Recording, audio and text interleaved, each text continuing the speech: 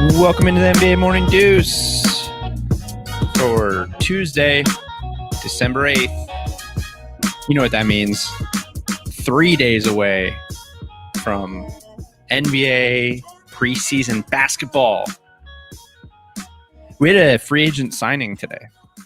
Did you know that?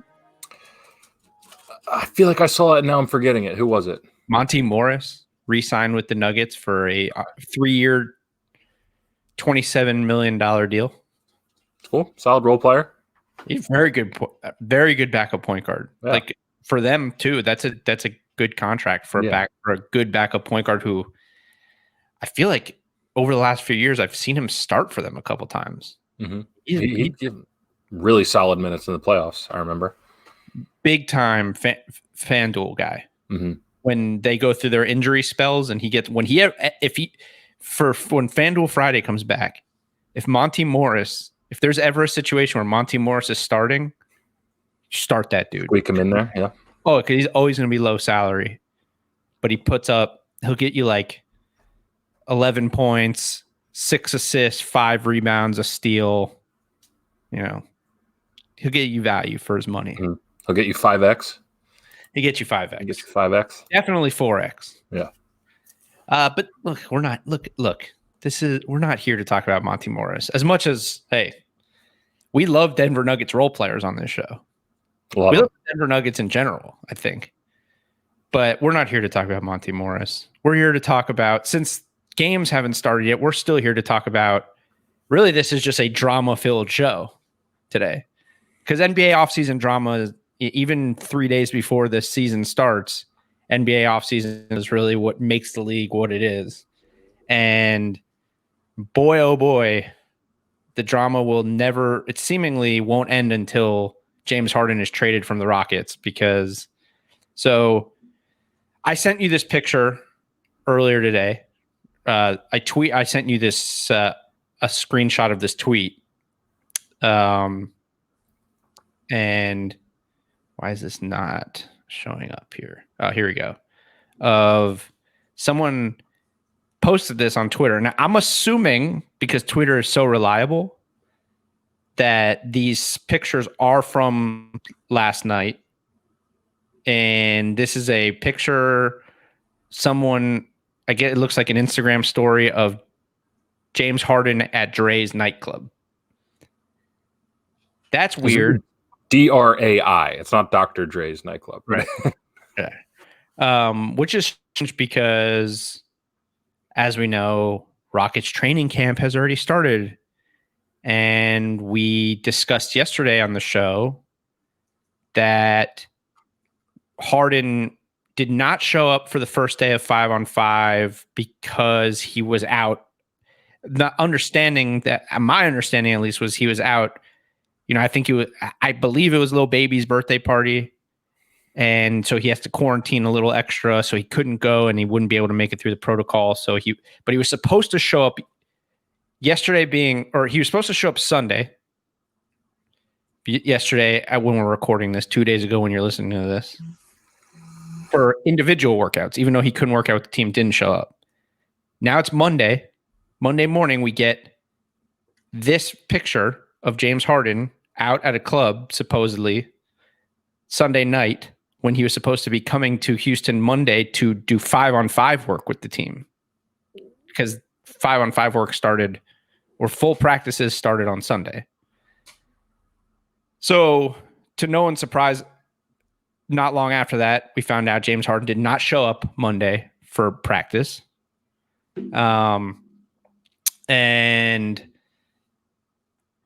it's a mess. So I have after practice, they interviewed my guy, the new head coach, Stephen Silas, about Harden, about the situation. And the first question, so I have some clips from his media availability from them talking about Harden. I'm going to play. The first one is basically him addressing like the time, whether there's a timetable and whether he expects to see him and all that. So here's the first clip. Yeah, as far as timetable, there is no timetable as far as I know. And it is a setback. You know, you want your best player to be here, and there is a short window, as you've alluded to. As I said yesterday, we're working as if this is the 6th to the 23rd. So there is some time, but, you know, it is a setback. I mean, I have to be honest and understand that this is a setback, not having one of the best players in the NBA here. But I'm working with the guys who are here, and we're working hard, and we're doing a good job.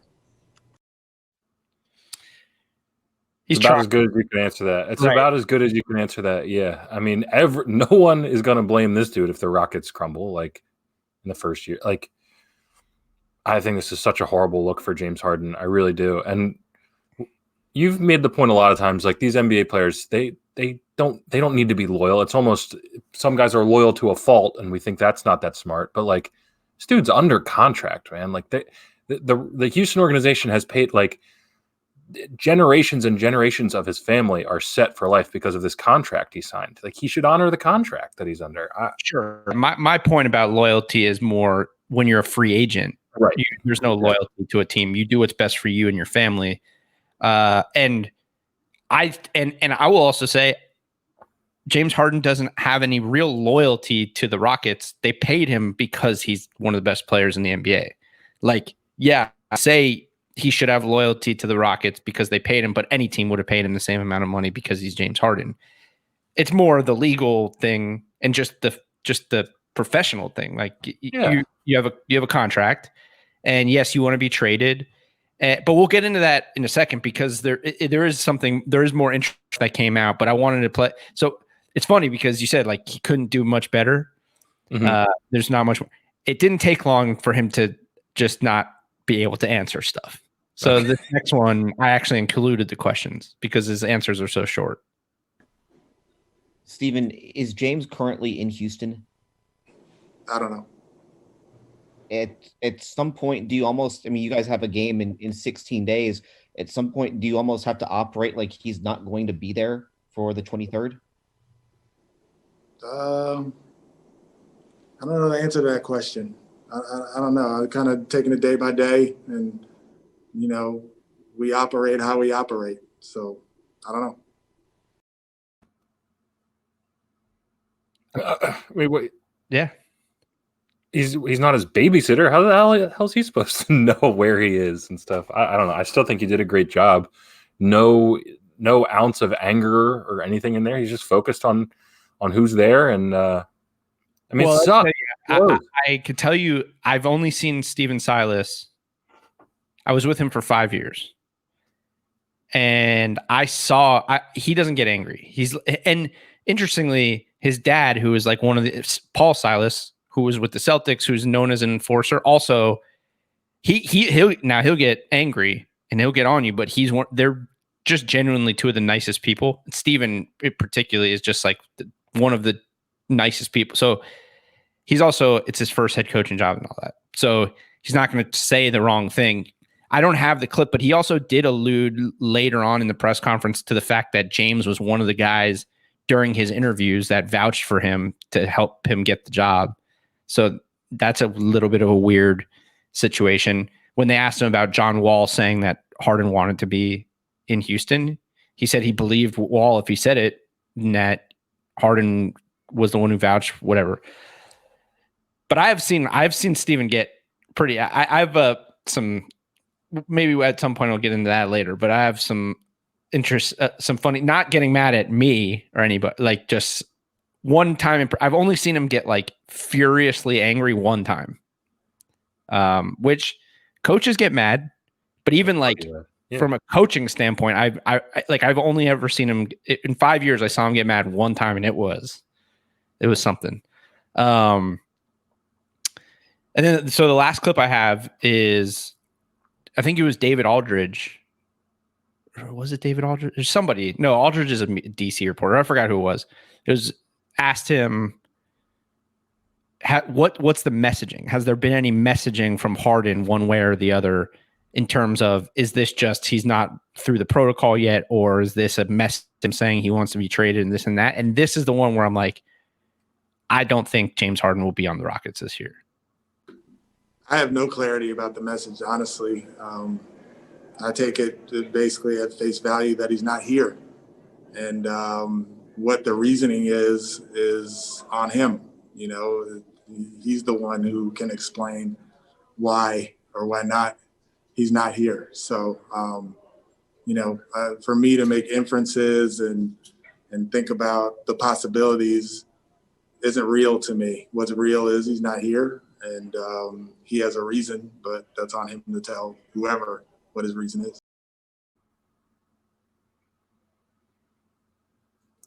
Dude, I feel like we talked about this very briefly, and I don't know if there's any accuracy to it, but I saw the report that this is stemming from James Harden being upset with the Rockets owner for supporting Trump. So, I mean, that just falls in line with the coach, who the owner is his boss, just not even wanting to go anywhere near the subject. But again, it could just have everything to do with James Harden wants a ring. He knows he's not getting it in Houston, and he's kind of being a little dick about it. Yeah. Oh, actually, let me pull up. So let me try to find it while I don't think that's it. I just don't.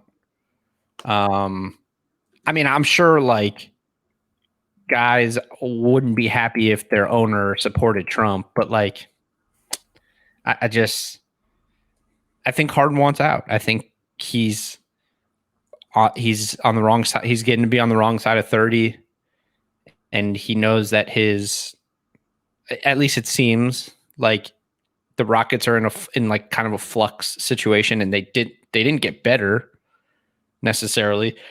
We don't know, but it seems like they're headed towards a potential rebuild, and he wants to be somewhere to win a championship. And we are in the player empowerment era of sports where players sort of decide their fate.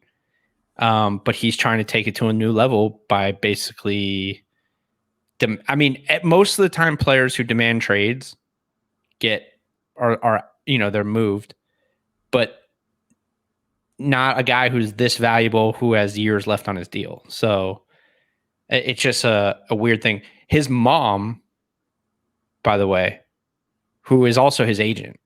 I don't know if you knew that. Oh, wow. No. He fired his agent a while back, a few years ago. And I think his mom she posted this after somebody basically said they're not a fan of him anymore from all this stuff. She said,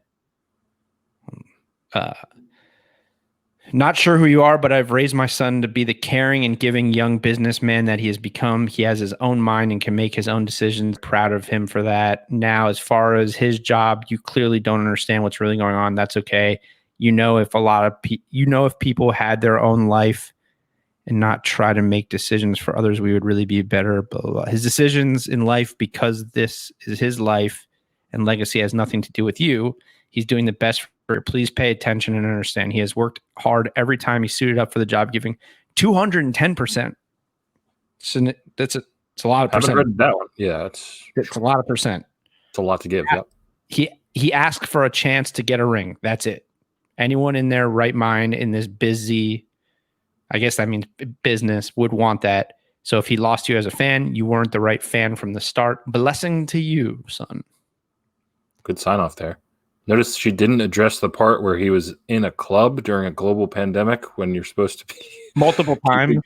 Yeah, you're supposed to be, looking out for the people around you. I mean, right. I mean, I don't see what the original message was, but yeah, she also doesn't address the fact that this person is probably saying that they're not a fan of him for acting unprofessionally and not showing up to training camp. And look, he's at the end of the day, the player empowerment thing goes both ways. So it can help you and it can really hurt you. And up until this moment, I don't think anybody really, other than maybe saying he's like a selfish player at times on the floor and his way of playing maybe can't win you a title, I don't think there was ever a time where people were like off the court or in the media or any of that stuff, James Harden's not I think he's always had a pretty good reputation. I think, he keeps to himself. He's quiet. And if anything, he's pretty entertaining. His interviews can be entertaining and all that stuff.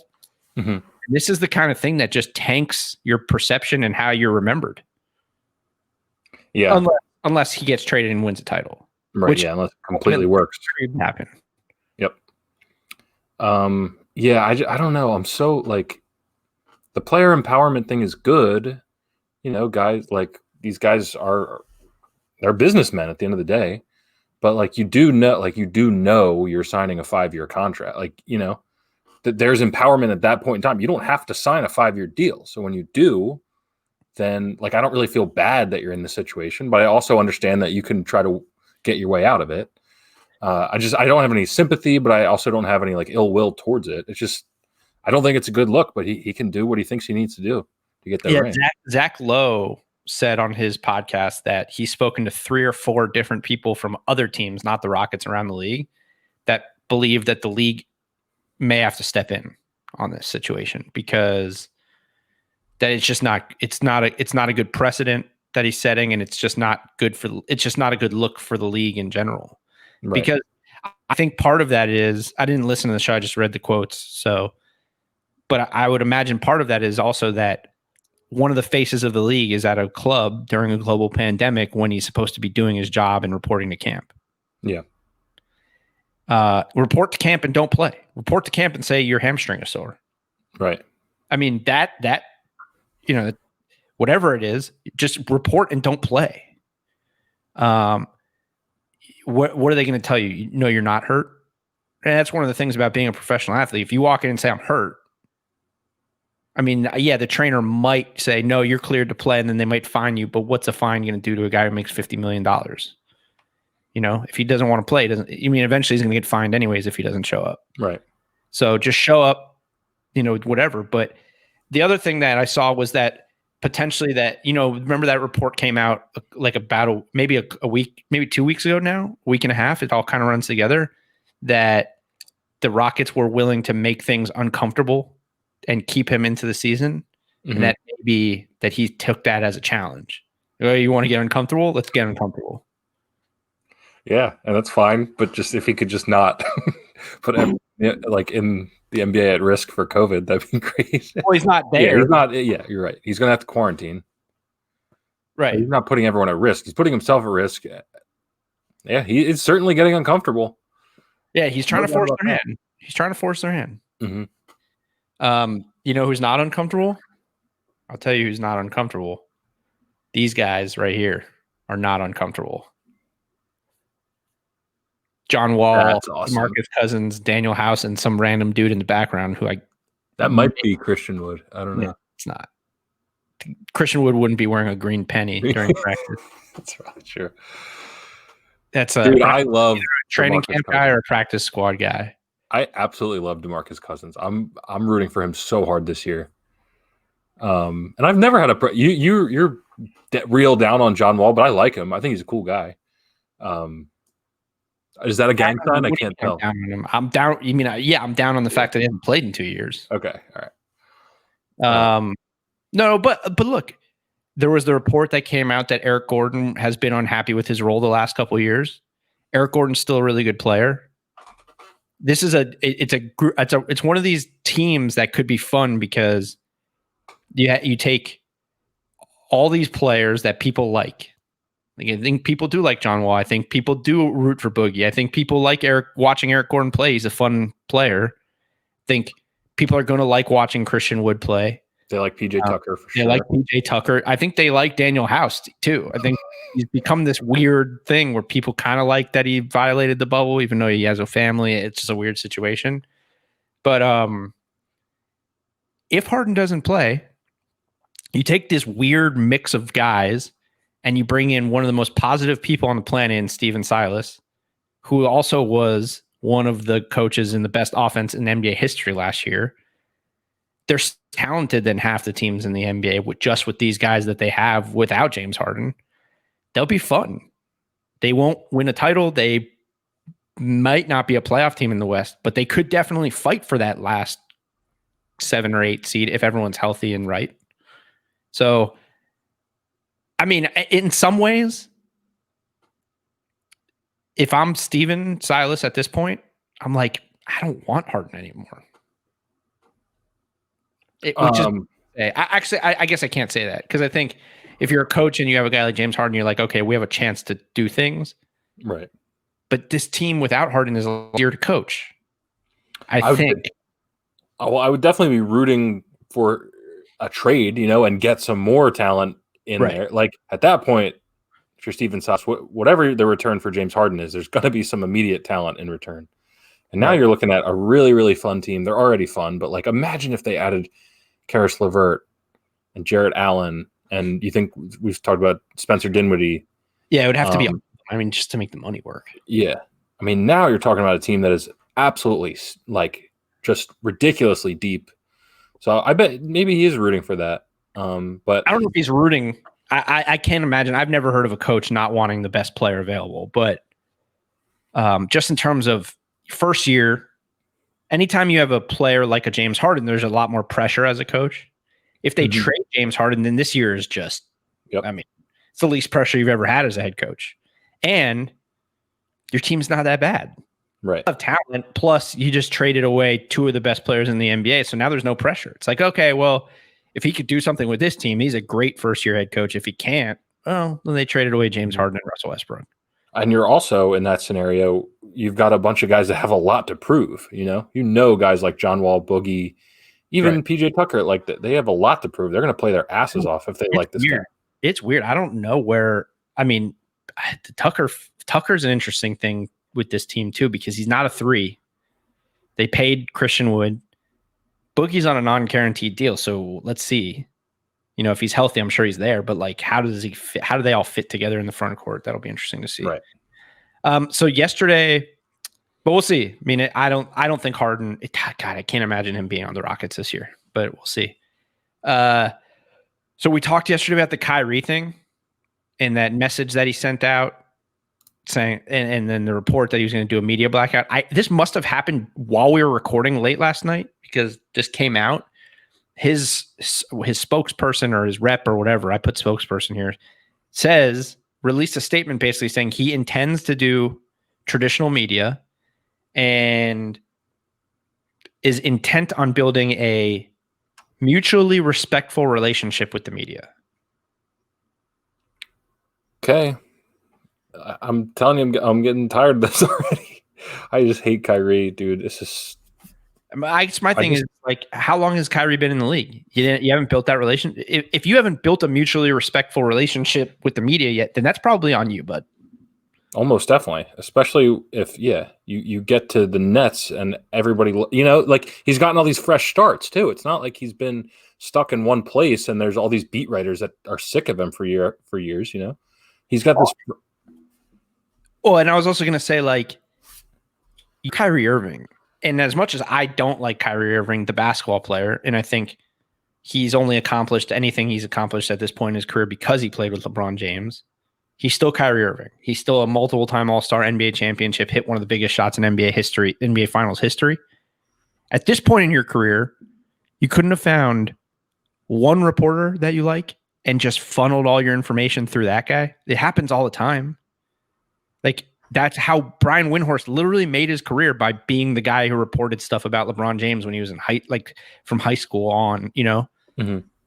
Kyrie, you're telling me there's not one member of the media, or there's not one person that you like that you could make into a media member? Like, this is the person I'm going to give my information to. This is the person I'm going to talk to. Like, come on, man. It's possible. That's how big of a no. It is absolutely possible. It happens. But players do it. There's always stars who are like, for example, I'll give you an example in football, and I bring up Pat McAfee all the time, right?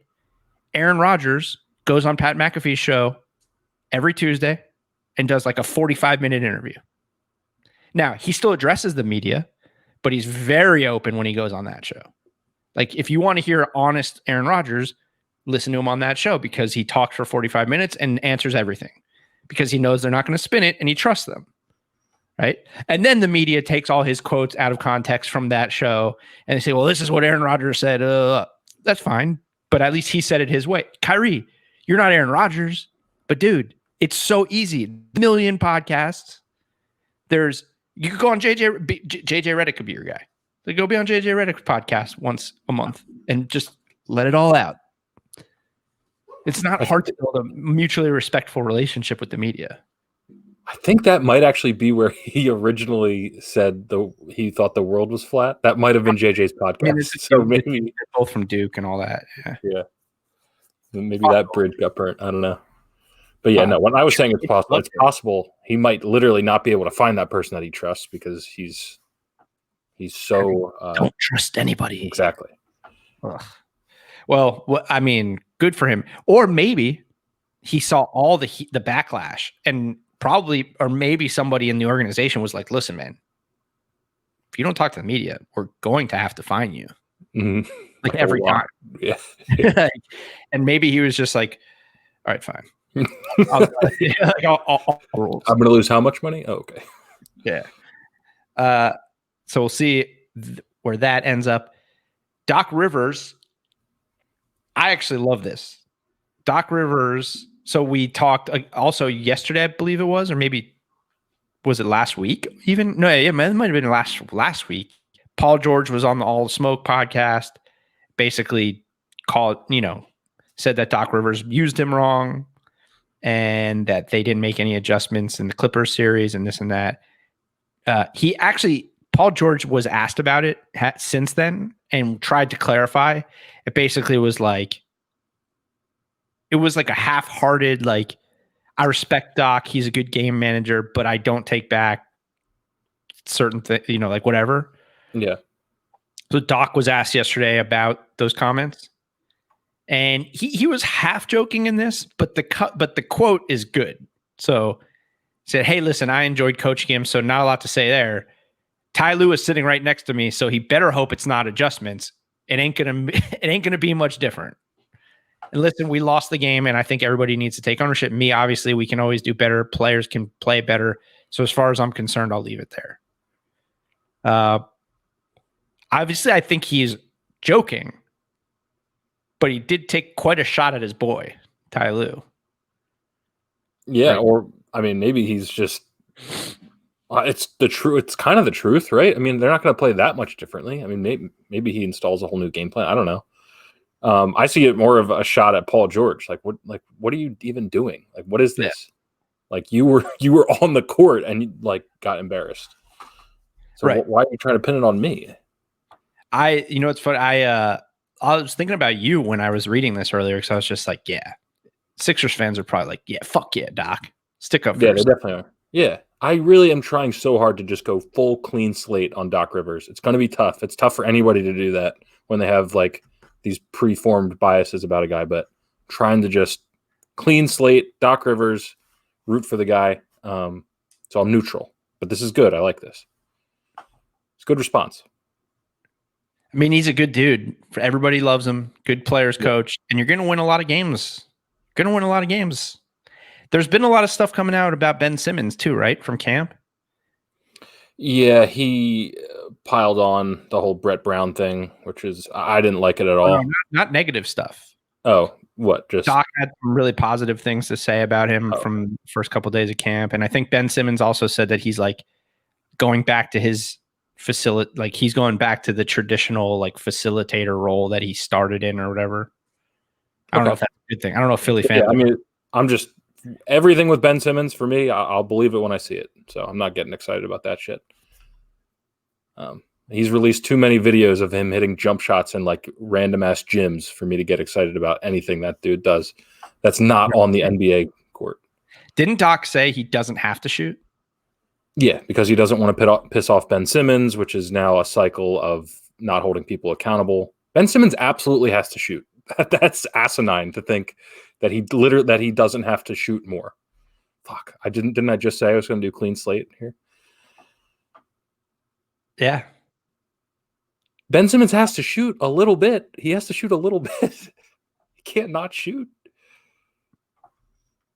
We all heard Max Kellerman, dude. Come on. I'm just trying to see how long I could go and see how long. We could turn this into a full-fledged Sixers episode if we wanted to right now. But that would not be good for the listener. Yeah, I guess unless they're from Philly. I guess. Well, no, but they might not disagree with me. Anybody who is listening right now, Joey is purposely not talking very much right now to see if I will torpedo this whole episode and just go apeshit on the Sixers. But I'm going to stop talking about the Sixers right now. I'm waiting. I'm trying to listen. Like, I listen to a lot of podcasts, right? And obviously I host this podcast, and I'm trying to do better at, I watch like Joe Rogan, like I watch Ariel Helwani interview people a lot, and I'm trying to learn, like the art of being a host is not talking, it's listening. Well, if you have new guests on every time, but I think for this platform, but for you, like we're talking Sixers, I'm just listening. I want to, okay. I'm trying to, listen to what you're the Sixers guy. So if we're talking Sixers, I'm going to listen. I want to hear what you have to say. I want to bring the most out of you by listening.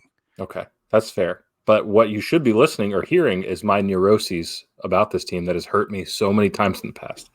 I'm saying things, I'm backtracking, I'm saying I'm clean slate, I'm not clean slate. This team's a fucking mess, and we got to see what happens this year. Can you please say something, Joey? All right, fair enough. All right, let's move on. Last couple things for today. So the league sent a memo to teams basically saying that they will fine them, am I right on this, up to $100,000? That's what I saw. For resting high-profile players during nationally televised games. But then I saw another thing later in the day where for non-nationally televised games, they're going to be more relaxed on the rules about resting and allow teams to rest guys more. Okay. I mean, this is absolutely going to do nothing because you can just say this guy has a sore back, but it's a step in the right direction, right? I mean, it's not enforceable, right? Well, yeah. I mean, they're just going to say he's hurt and rest him. Right. I guess I don't know. Maybe if it becomes a trend. Yeah, then it can be like maybe you get like a strongly worded letter from the league.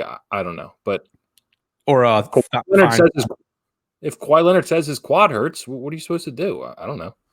Oh, my quad. Oh. I live in San Diego. The flight.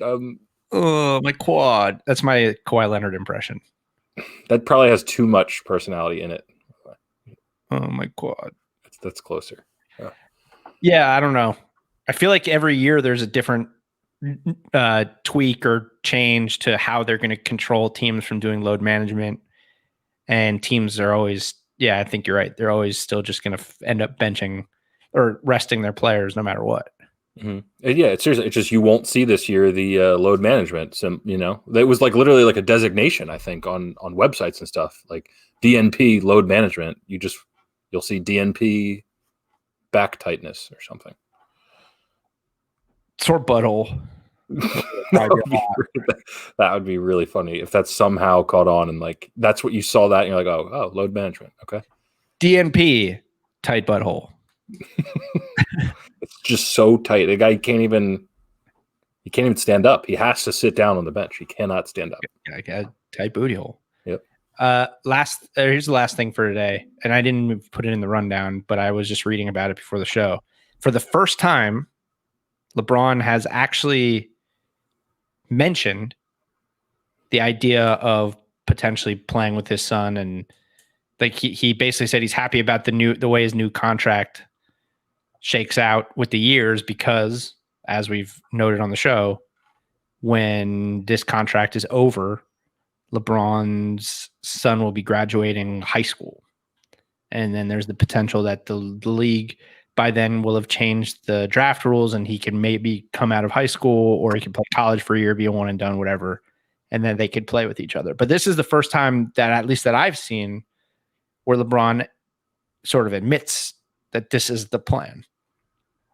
Have you seen this? I haven't seen it. I could have sworn to you a couple years ago, he had mentioned like one of my final ultimate goals is to play on the same court as my son. Maybe I'm like misconstruing that with just like a report saying that's what LeBron wants to do. But I feel like, I don't know. I'll look at it. We could probably look it up right now, but are you sure that wasn't me? No. I remember reading something. I feel like it was a quote. Are you sure you weren't reading my lips? I'm positive I wasn't reading your lips. I think that's been out there. That's been like, but at the time he had said it, it was so far off. It was kind of like, yeah, that'd be cool, you know. And now it's all upon us, and his son is actually incredible. So, I mean, it's really cool. 2 years away for him to be talking about it when it's only 2 years away now. It's awesome. Yeah, I can't wait till we get to the scenario like you probably that you brought up, which is even if Bronny's not good, what team will like take him higher than he should go just at the chance to get LeBron to come to their team? Yeah. I mean, it's so, especially because we don't foresee that big of a drop off. I mean, there's no way in 3 years he's playing this well. I don't think, but like, even if there is some sort of decline, he's still going to be a guy that can be on a championship team. I'm sure of that. So I don't think, but like we talked about, any team, it doesn't have to be a championship team at that point. Right. It's just a team that wants to sell tickets. Yeah. And that's going to be exciting as hell. You know what would be the best case scenario for the NBA? The Knicks end up with Bronny and LeBron goes to the Knicks and plays with them in New York. Yeah. Man, that'd be special. If the Knicks haven't already built back up by then, which I can barely even say that with a straight face. Yeah. As much as I would love for Leon Rose and those guys to do a good job, it's hard for me to, with a straight face, think that a team owned by a clown like James Dolan has a chance to be respectable in the next 100 years. Oh, wow. Okay. I don't know. He's going to cryogenically freeze himself. He'll be the first frozen owner in the year 2103. He'll still be dealing with just frozen. Yeah. I don't know where I'm going with this. I don't know where you're going either.